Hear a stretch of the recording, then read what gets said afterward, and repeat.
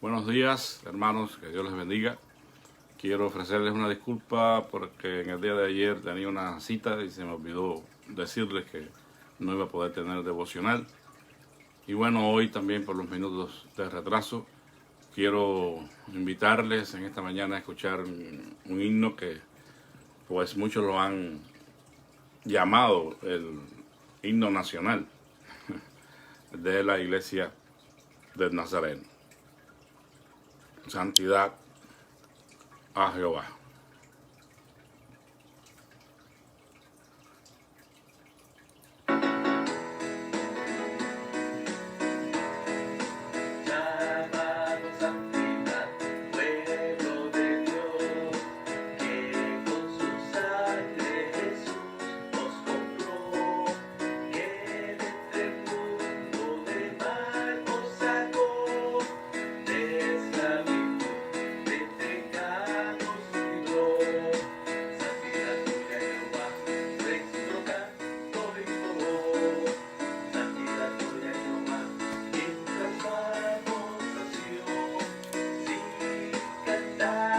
Cantar canción,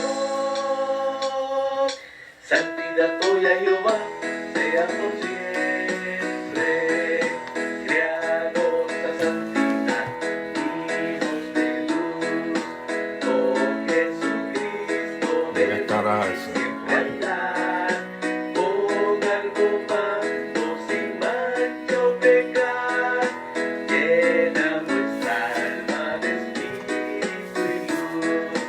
Santidad tuya Jehová, nuestro canto y voz. Santidad tuya Jehová, mientras vamos a Sion, sí, cantar canción. Santidad tuya Jehová, sea por siempre. Llamada santidad, esposa fiel, espera siempre al esposo y Señor. Al cielo eleva tu rostro y amor, hasta mi gloria aparezca Emmanuel. Santidad tuya Jehová, nuestro canto y voz. Santidad tuya Jehová, mientras vamos a Sion, sí, cantar canción. Santidad tuya Jehová, sea por siempre.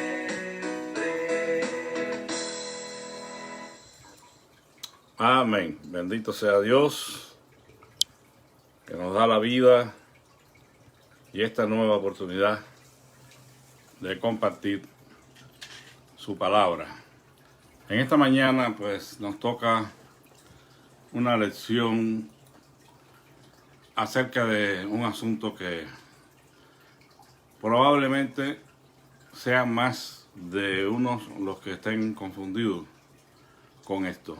He visto por un tiempo de que hay personas que no están muy claras acerca de lo que realmente es esta doctrina, esta experiencia de la entera santificación.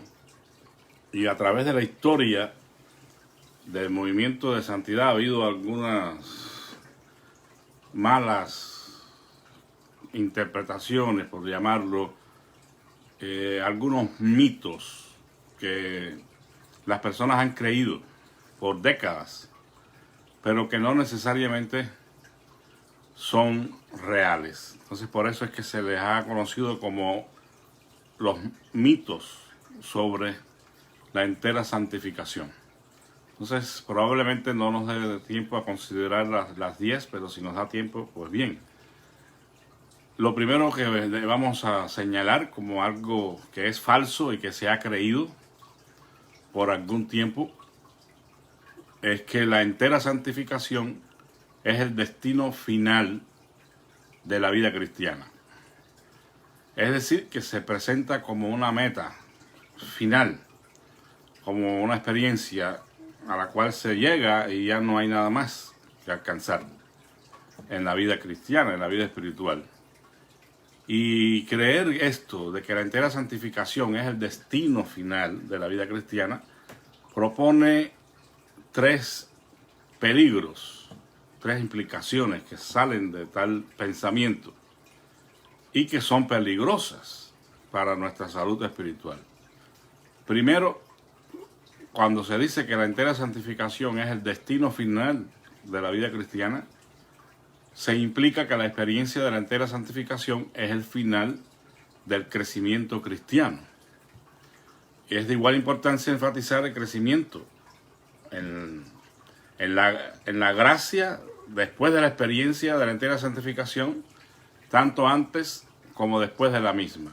Es decir, que el crecimiento en la gracia de Dios, nuestro crecimiento espiritual, nuestra madurez, no va en ninguna manera a terminar cuando la persona es enteramente santificada. El crecimiento en la gracia, como bien anotamos, está antes y está en la experiencia y está después. Es decir, que nosotros vamos a estar creciendo en el conocimiento y la gracia de Dios durante toda nuestra existencia, durante toda nuestra vida. Si ponemos la experiencia de la entera santificación como el destino final, entonces estamos diciendo de que ya no hay nada más que alcanzar. Otro segundo peligro sería que se implica que hemos llegado a la cumbre de la experiencia cristiana y que la gracia de Dios ha hecho todo lo que puede hacer en nosotros. Y esto también es falso, porque nunca Dios terminará de trabajar en nosotros, de transformarnos a su imagen y semejanza. Y la entera santificación simplemente nos da a nosotros un impulso para este propósito, pero no es que se ha llegado a la cumbre de la experiencia cristiana y que no hay nada más que alcanzar de parte de Dios. Es todo lo contrario. La gracia de Dios continuará obrando aún más poderosamente en nuestras vidas como resultado de haber sido enteramente santificado, por lo que la entera santificación es un logro significativo. Pero ciertamente no es la experiencia más alta. Dios puede tener para nosotros reservadas muchísimas otras experiencias en su gracia que nosotros desconocemos completamente la manera en que Dios obra en nuestras vidas. Y un tercer peligro sería que nunca debemos implicar que buscamos una experiencia. Y esto es bien importante. O sea, la entera santificación es posible solo cuando buscamos primero a Dios y la vida en Él. La entera santificación tiene que ver con nuestra relación con Dios. Es una lástima que desconectemos la experiencia de los aspectos relacionales. Porque cuando nos hacemos buscadores de experiencias, probablemente estemos olvidando al Dios que da las experiencias. Dios no nos manda incluso en primera instancia a buscar experiencias, por muy altas y sublimes que éstas sean. Él quiere que le busquemos a Él. Y cuando nosotros buscamos a Dios, entonces encontramos experiencias con Él.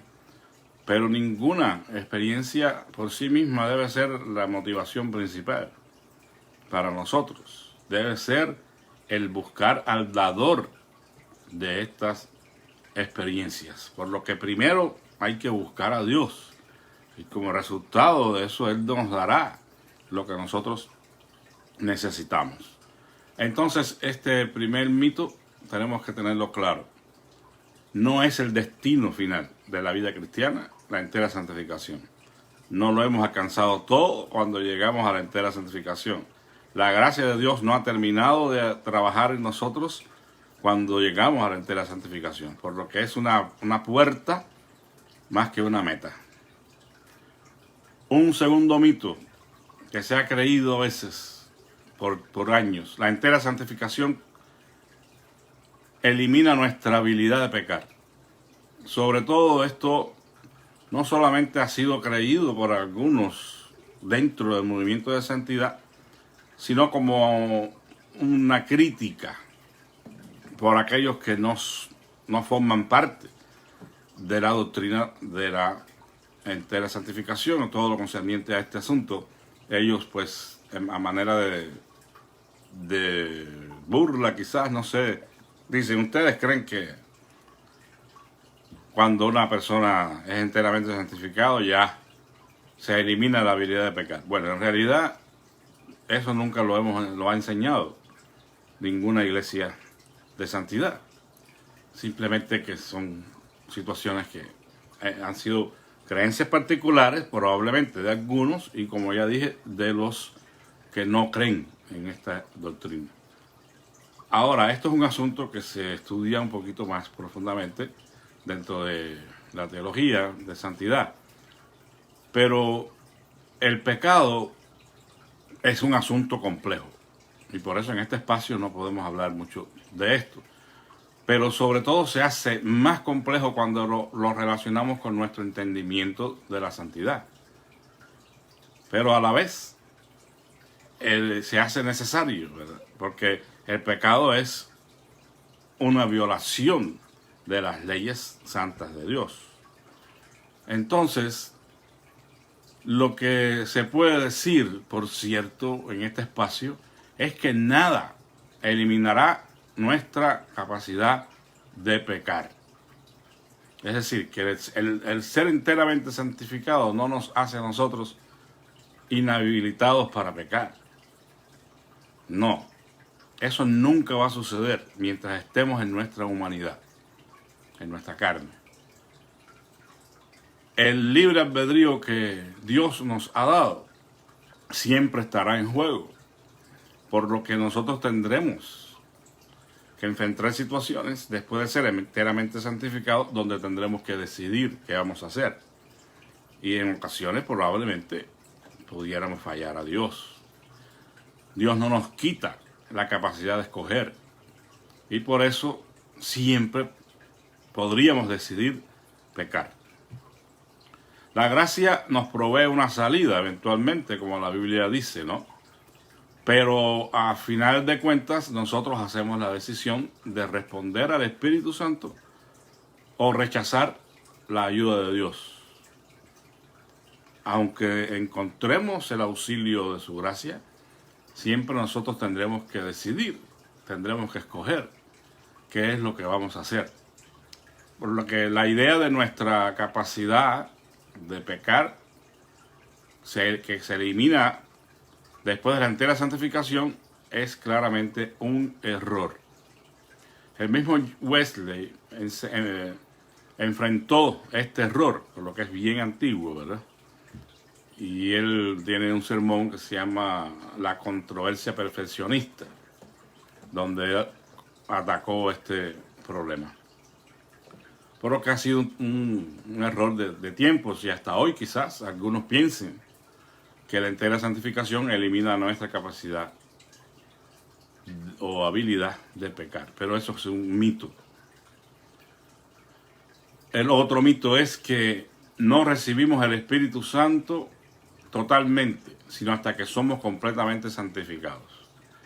Y esto es un error pues común, ¿verdad? Porque cualquier persona, si usa su razonamiento, dirá, bueno, si hay una segunda experiencia o una segunda obra de gracia donde somos llenos con el Espíritu Santo, quiere decir que no habíamos recibido la plenitud del Espíritu Santo en la conversión.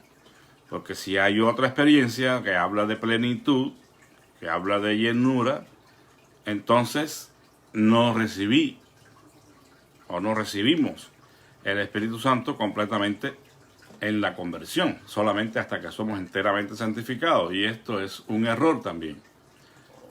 No tarda mucho en ver en que este concepto está directamente en contra de la enseñanza bíblica y a la vez ha sido un mito perpetuado. Es fácil de poder apreciarlo. Pablo nos dice en Romanos 8 que si estamos en Cristo hemos recibido al Espíritu Santo. Es decir, en la conversión, cuando la persona se arrepiente de sus pecados para con Dios y deposita su confianza en Cristo, esa persona desde ese momento recibe el Espíritu Santo.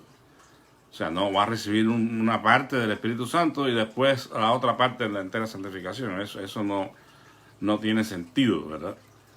Si alguien está en Cristo, y está en esa posición, teológicamente hablando, de estar en Cristo, haber sido nacido de nuevo, pues esa persona tiene al Espíritu Santo, porque el Espíritu Santo viene a morar en la vida del creyente desde el primer momento en que ellos se arrepienten y creen en Cristo.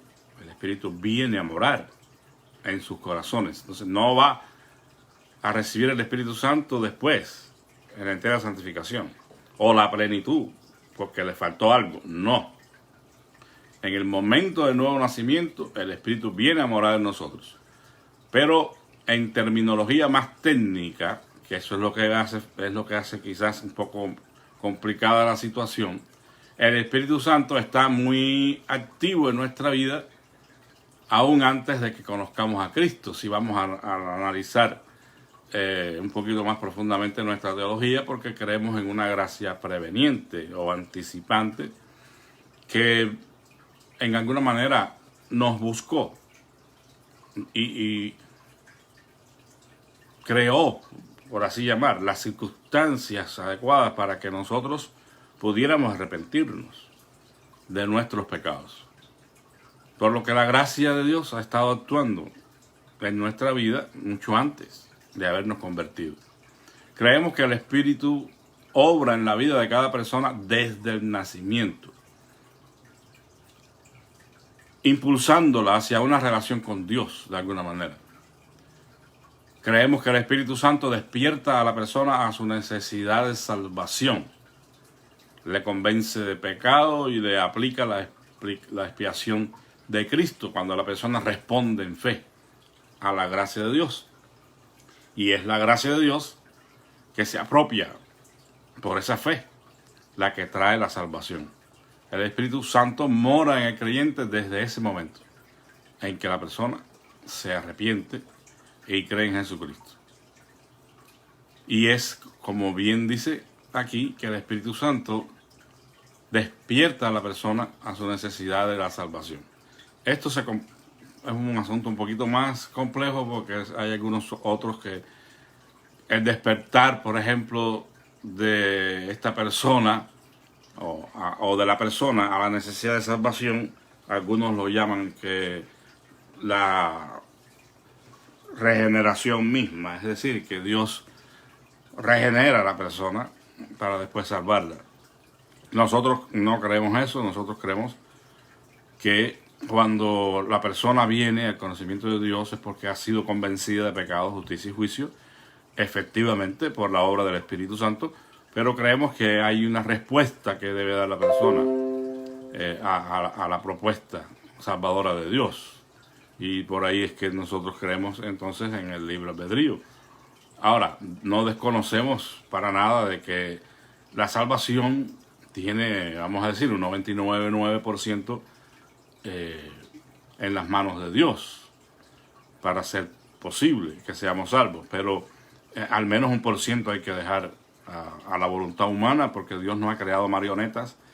Y en otro caso, pues tendríamos que asumir que Dios escoge a unos para salvación y a otros para perdición, cosa que no creemos. Entonces, creemos que hay una acción de la gracia de Dios, incluso antes de que nos convirtiéramos, desde el nacimiento, de alguna manera. Él guarda, Él cuida, él procura que esa persona venga al conocimiento de Dios, o al menos a que se le presente la opción de arrepentimiento. Entonces es completamente falso de que no recibimos el Espíritu Santo totalmente hasta que somos enteramente santificados. El Espíritu Santo lo recibimos de una vez el día que nos arrepentimos. Ahora, hay todo un proceso después de crecimiento donde el creyente pues no se da cuenta de que le falta Espíritu Santo, sino que tiene una naturaleza pecaminosa que todavía reclama y nos quiere mover a la desobediencia a Dios, y ahí es donde necesitamos hacer un compromiso con el Señor. Entramos en una segunda crisis y somos enteramente santificados, pero no es que recibimos una parte en la conversión y otra parte después, no. Otro mito: los que no son enteramente santificados son pecadores y creyentes de segunda clase. Bueno, le parecerá una locura, pero hasta en la iglesia podemos apreciar este tipo de problemas. La relación de pecado y salvación, como ya dije, es compleja. Ha habido momentos en nuestra historia cuando la santificación se ha enfatizado de tal manera que la experiencia del nuevo nacimiento se ha reducido a un punto peligroso. Es decir, es elevar demasiado alto la experiencia de la entera santificación que deja por el piso lo ocurrido en el nuevo nacimiento.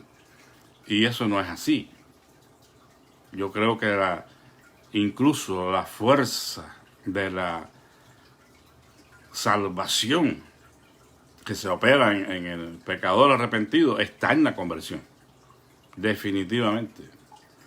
Entonces no podemos poner a algún nivel demasiado alto ninguna clase de doctrina o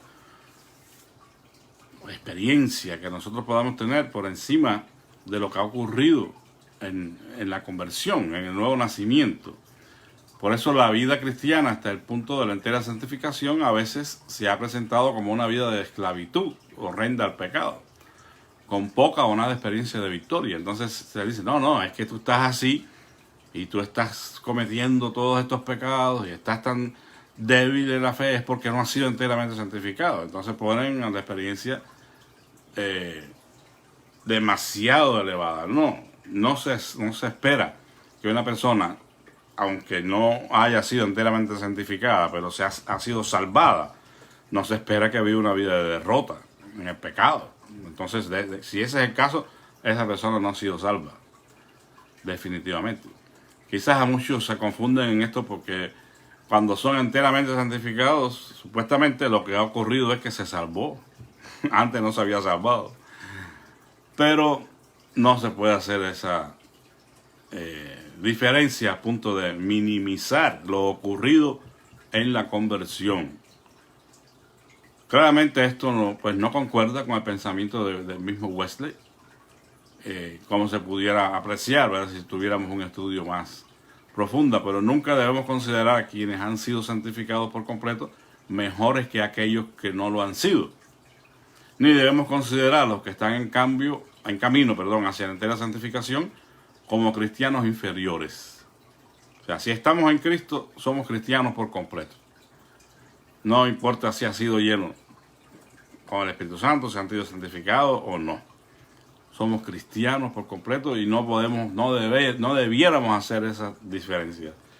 Yo le digo, ¿verdad?, porque sí he conocido de lugares donde se hacen diferencias. Entonces, el que supuestamente ha recibido la entera santificación o el bautismo con el Espíritu Santo o lo que sea, pues son de cierta manera considerados superiores, o ellos mismos se consideran superiores a los demás, pero eso es algo contraproducente y nunca, por ningún motivo, por ninguna razón, debiéramos considerarnos superiores a nadie, ni inferiores. Somos quienes somos, de acuerdo a las capacidades que Dios nos ha dado y los dones que Él nos ha dado, y nada más. Somos diferentes, pero no superiores, ni inferiores. O sea, porque el considerarse inferior puede crear un complejo de inferioridad que también daña la relación con Dios y la relación con los semejantes. Pero si te consideras demasiado superior, pues también caes en el pecado del orgullo.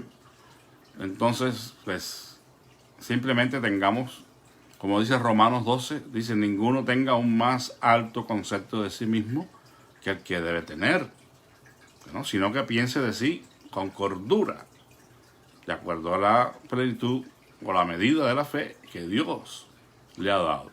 Entonces, el colmo de este pensamiento equivocado es la creencia de que los mejores candidatos, oiga esto, para la entera santificación son los recaídos. Ciertamente no es requisito previo pecar ante Dios para luego hacer una consagración más profunda. El lenguaje de algunos que expresan la experiencia de la entera santificación, por ejemplo, dicen, he rededicado mi vida a Cristo. puede implicar falsamente que algún tipo de fracaso o extraviarse, ¿no?, es necesario para que suceda la experiencia. O sea, en otras palabras, están proponiendo que para que puedas caer en cuenta de que necesitas ser enteramente santificado, tienes que pecar. Y eso no es así. O sea, el pecado nunca debe estar presente en nuestra historia, ¿no? Aunque lo va a estar. Es parte de nuestra naturaleza y todo, pero no es posible que pensemos que un mejor candidato para ser enteramente santificado es uno que ha recaído. No, al contrario. Es uno que está buscando a Dios. Es uno que está creciendo en el Señor. Es uno que anhela ser enteramente santificado. Entonces es completamente falso.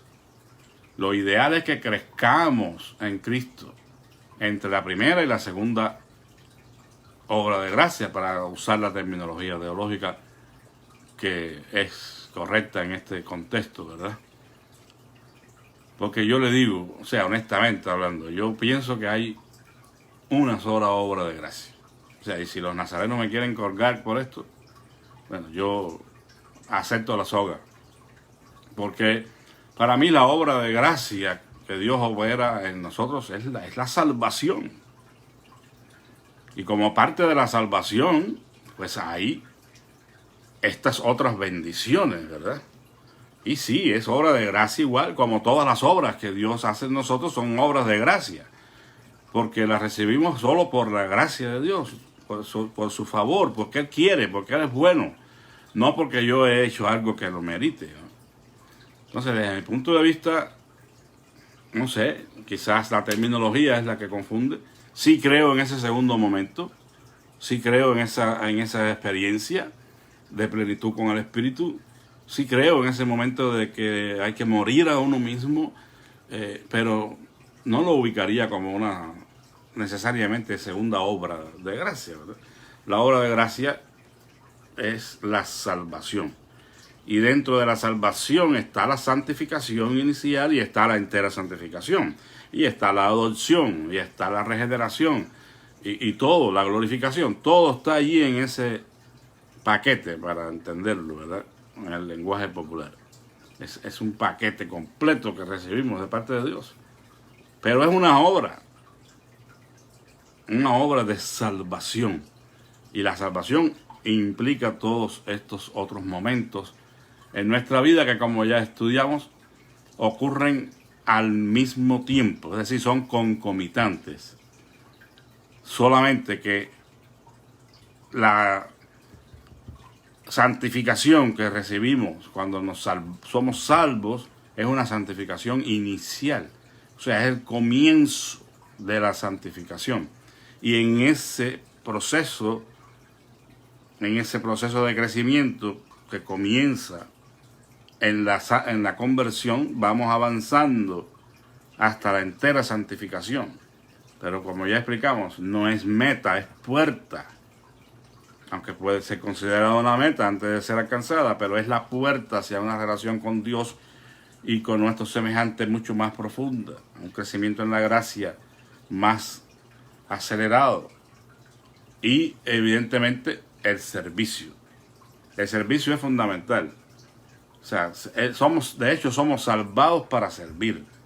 Y cuando servimos a Dios, llenos del Espíritu Santo, ese servicio es ferviente. Y es un servicio aprobado por Dios. Entonces es falso completamente de que hayan dos clases de creyentes. Los enteramente santificados y los que no lo están. Y que los enteramente santificados son, pues, de primera clase, mientras que los no santificados son de segunda clase. Para nada. Somos cristianos completos en Cristo. El día que creímos y nos arrepentimos, y no nos falta cosa alguna. Solamente que hay un trabajo de Dios con nosotros, con cada quien de una manera particular, donde se va a hacer notar que hay que morir completamente a uno mismo y que hay que vivir en la plenitud del Espíritu Santo, pero nada más. Otro mito: solo aquellos que son enteramente santificados van al cielo. Oiga para acá, qué clase de creencia esta, ¿no? Por lo que dijo ahorita, de elevar tanto la experiencia de la entera santificación, que dicen que solamente los enteramente santificados van al cielo y los que no, pues ya sabe para dónde van, ¿verdad? Bueno, este mito tiene un fundamento, pero mal, bueno, por supuesto, ¿no? Pero es una interpretación de un versículo en Hebreos que ha sido mal interpretado, que dice, sin santidad nadie verá al Señor. Bueno, lo primero que tengo que decir es que la interpretación de este versículo está incorrecta, no solamente porque no podemos creer que alguien que no esté enteramente santificado vaya al cielo, porque esa persona, aunque no haya sido enteramente santificado, fue enteramente salvada el día que creyó y se arrepintió y creyó en Jesucristo, porque por gracia sois salvos por medio de la fe, y esto es don de Dios. Esto no le corresponde a ningún humano, no hay mérito alguno que podamos acumular para ser salvos. Entonces, Hebreos 12:14, en primer orden, no tiene que ver con el ver al Señor en los cielos o en el mundo más allá. O sea, no tiene nada que ver con el encuentro que podamos tener con el Señor después de la vida acá en la tierra. El versículo no tiene nada que ver con eso. El ver al Señor aquí implica el disfrutar de su bendición y comunión acá en la tierra. O sea, sin santidad nadie podrá tener una relación íntima con Dios. Es lo que está diciendo ahí.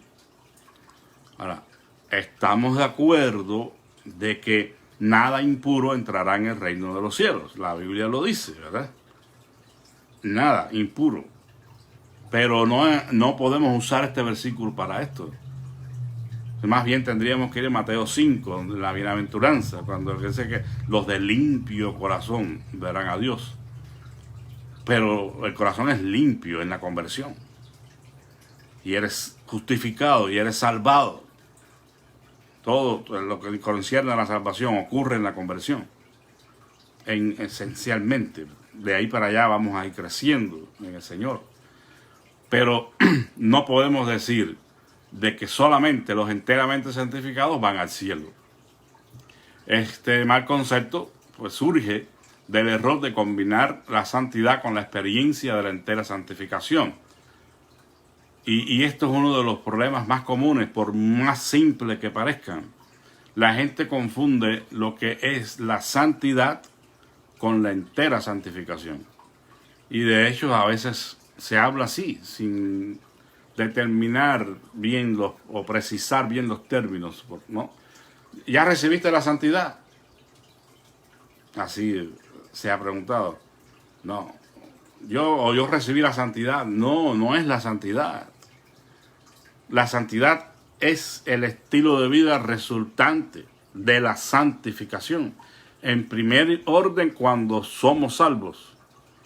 Cuando fuimos salvados, comenzamos el proceso de la santificación y comenzamos a vivir en santidad. O sea, la santificación es la obra de Dios en nuestros corazones. La santidad es el resultado de esa obra. Es la vida que vivimos para la gloria de Dios. Una vez que hemos sido santificados inicialmente y enteramente santificados también después. O sea, la obra, santificadora de Dios se nos imparte desde el momento del nuevo nacimiento hasta nuestra glorificación en el cielo. Y la entera santificación es una etapa importante en esta jornada espiritual. O sea, nos salvamos el día que creímos, comenzamos a caminar con Dios y toda esa obra santificadora comienza desde ese día hasta que seamos glorificados, hasta que partamos de este mundo. Y en ese intervalo de tiempo, entre nuestra salvación y nuestra glorificación, está en el medio la entera santificación. O sea, es solamente una etapa más, una parte más que es una obra más que Dios tiene para nosotros en este proceso de la santificación, de la salvación. Entonces, es una perversión del Evangelio implicar sin condiciones que solo aquellos que han alcanzado esta etapa son candidatos para la vida eterna. Algo más que tal vez pueda implicarse como parte de este mito es la sugerencia de que nuestra propia justicia nos da la entrada al cielo. Y eso es un error, ¿verdad? Porque ya dijimos, todo lo que recibimos, lo recibimos por la gracia de Dios por medio de la fe. No merecemos nada, ni podemos hacer nada para ganarlo. Entonces, es un error afirmar tal cosa. De hecho, es que es un... Bueno, no sé cómo pueden pensarlo, ¿verdad? Porque no tiene absolutamente sentido. De hecho, pues son términos teológicos resultantes de un análisis e interpretación de la Escritura que son muy particular de las iglesias de movimiento de santidad, ¿no? Porque no se habla en estos términos ni se explican así en las Escrituras. Simplemente la persona que está en Cristo es una persona salva y punto. Entonces, otro mito, la autojustificación legalista es el modelo de la santidad. Bueno, esto es muy común, ha sido muy común también. Y como dice, nadie jamás lo diría, pero ha sucedido. Ha habido periodos en la historia del movimiento de santidad donde han existido personas que han llegado a creer esto y a predicar esto. Si la santidad se reduce, hermanos, a una lista de lo que se debe hacer o no hacer, el legalismo surge muy pronto.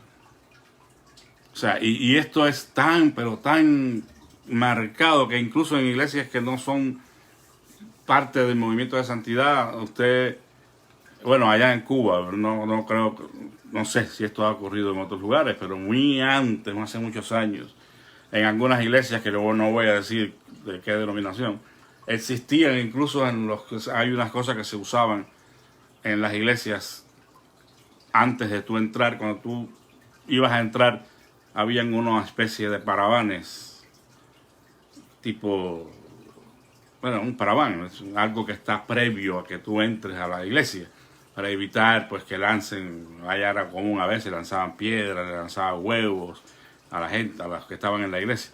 Bueno, esos paravanes impedían la vista del que está afuera e impedían que se lanzaran estas piedras y estos huevos.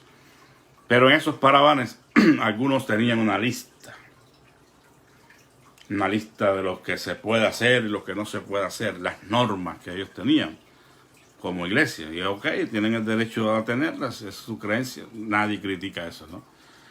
Pero el punto es que cuando la santidad se ve desde ese punto de vista, de que hay cosas que se pueden hacer y otras que no se pueden hacer, y si tú cumples con estas normas que generalmente eran externas, tenían que ver con el vestido, con el peinado, con la pintura, y casi siempre pues las mujeres, ¿verdad? Con las mujeres, los hombres nada, ¿verdad? Los hombres no se pintan, los hombres, bueno, no se cuelgan nada de las orejas, pero no se cuelgan del cuello algunos también, ¿verdad? Entonces, la santidad era vista desde ese punto. Si la muchacha tenía una saya bien larga por debajo de las rodillas y unas mangas 3/4, el pelo largo, nada de pintura, esa era una santa. Oh, qué vida, qué hermosa mujer de Dios. Pero, ¿quién puede asegurar que esa persona es realmente santificada, es santa de verdad? Solo por la apariencia externa, pues eso no tiene sentido. Evidentemente, si hay, como decía un ancianito allá en Cuba, que si hay santidad por dentro, hay santidad por fuera. Eso es evidente. Tampoco vamos a pensar de que no hay restricción alguna. La Biblia habla de la modestia en el vestir y cualquier persona sabe de qué manera pudiera ser un instrumento de hacer caer a alguien por su manera de vestir. O sea, no se espera que ni la mujer ni el hombre vistan de una manera indecorosa que provoquen el deseo sexual en los demás. Eso está bien, pero no podemos pensar en la santidad como la esencia sería algo legalista, o sea, que tiene que ver con lo que sí se puede y no se puede. Si la santidad se reduce a eso, entonces el legalismo está a las puertas. Y este fue el problema que Jesús tenía que confrontar entre los fariseos. Ellos solo miraban lo externo y se les olvidaba el significado del corazón y de la vida eterna. Y también se les olvidó que toda justicia viene de Dios. Por eso el Señor les dijo: ustedes son sepulcros blanqueados. Por fuera están muy hermosos, muy lindos, pero por dentro podredumbre. Entonces, así puede pasar en la vida cristiana, cuando solo se enfatiza el aspecto externo. Allá en Cuba pues nos reíamos, ¿verdad? Porque antes, ya esto es algo del pasado, pero en el reglamento para entrar al seminario a estudiar, las muchachas ahí estaba escrito: manga 3/4, pelo largo y nada, en faldas. No podía usar un pantalón, ni una mujer, ni pintarse, ni nada de eso. Entonces la gente, sobre todo los muchachos, ¿verdad? Decían: bueno, pelo largo, manga larga y lengua larga. y para señalar, ¿verdad?, que muchas veces se olvidaba poner el énfasis en el aspecto moral y espiritual. ¿De qué te vale tener la manga larga y el pelo largo y una lengua larga, estando enredando a la gente en chisme y murmuración? Pues nada. Simplemente tienes una apariencia de piedad, pero no eres piadoso para nada. Entonces Pablo aclara en su epístola a los Filipenses que él era perfecto en cuanto a la obediencia a la ley. Pero eso no era suficiente. O sea, nada estamos diciendo en contra de obedecer, ¿verdad?, la ley de Dios. Pero una obediencia porque sí y porque se me manda nada más, desligada del amor, no sirve para nada. Pablo necesitaba que Cristo le limpiara desde dentro hacia afuera. O sea, uno de los peligros de enfatizar la necesidad de la santidad personal es que se puede olvidar el propósito y el hacerlo el fin como sí mismo. O sea, una vez que hago todos estos cambios externos, ya creo que estoy santificado. Y no, porque esa es la obra tuya, no la obra de Dios. Entonces hay que tener mucho cuidado. En otros términos, la santidad y el amor son inseparables. Y esto nos lleva al próximo mito, ¿verdad? Pero la santidad, la vida de santidad, bajo la obediencia a los mandamientos de Dios, y el amor son inseparables. O sea, si yo lograra vivir de acuerdo a todos esos mandamientos, pero en base a mi esfuerzo personal, a la negación de mí mismo, estoy haciendo algo bien. Pero si está separado del amor a Dios, que es lo que me relaciona con Dios, la fe, el amor, entonces eso no cuenta. Ahora, si el vivir de una manera piadosa, ajustándome a los mandamientos de Dios y cuidando, como ya dije, nuestra manera de vestir y de hablar y todo eso, entonces, si lo estamos haciendo como el resultado de amar a Dios con toda nuestra alma, con toda nuestra mente y con todo nuestro corazón, entonces eso sí vale. No se pueden separar la vida de santidad y el amor a Dios, porque vivimos en santidad porque amamos a Dios. Él nos amó primero, dice Juan, y nosotros correspondemos en amor por la gracia de Dios siempre. este mito dice la impecabilidad es la meta de la vida santificada. O sea, por cuanto se ha creído que esta autojustificación, me justifico a mí mismo para con Dios porque considero que estoy viviendo la vida de santidad, estoy viviendo bajo las normas de Dios y estoy guardando esto, estoy guardando lo otro. Pero separado del amor eso no cuenta. Entonces, como resultado de esta autojustificación legalista, viene este otro mito. Es decir, la impecabilidad es la meta de la vida cristiana. O de la vida santificada, perdón. Si estamos enteramente santificados, entonces la meta es llegar a no pecar nunca.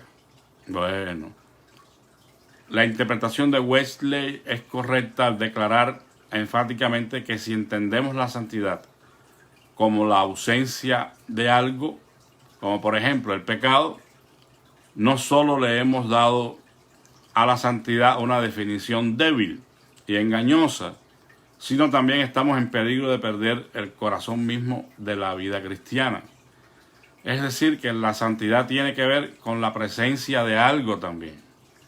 Es decir, hermanos, que no es solamente la ausencia de pecado, si en caso que lo podamos entender así, que en definitiva ya dijimos que no se elimina la capacidad de pecar en el creyente santificado. Pero aun cuando hablemos de la ausencia del pecado, no podemos decir que hay entera una santidad completa si falta algo. Es decir, vamos a aclararlo, la vida de santidad entonces consistiría no solo en la ausencia del pecado, sino en la presencia del amor. O sea, son dos cosas que tienen que ir juntas. Está ausente el pecado, pero está presente el amor. A una escritora de santidad, Mildred Van Wickle, dijo: el amor es el carácter esencial interno de la santidad. O sea, el amor es el carácter esencial interno de la santidad. Y la santidad no existe aparte del amor. O sea, en otras palabras, ella fue una teóloga relacional, de las llamadas teólogas de santidad relacional. Si no hay una relación de amor, de comunión, de intimidad con Dios, entonces no puede haber santidad de ninguna manera.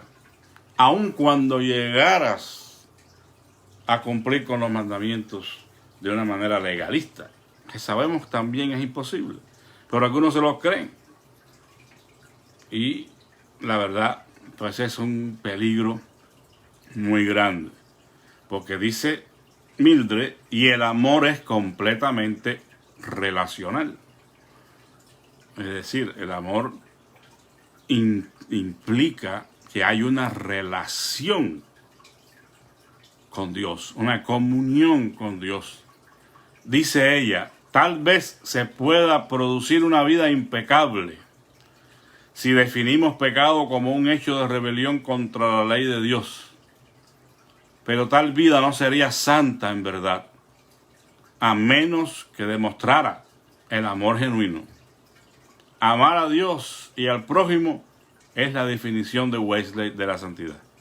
Entonces, está además, si lográramos, como dice aquí, vivir una vida impecable, en cuanto a la obediencia a la ley se requiere, si no estamos viviendo en una relación de amor y de fe con Dios.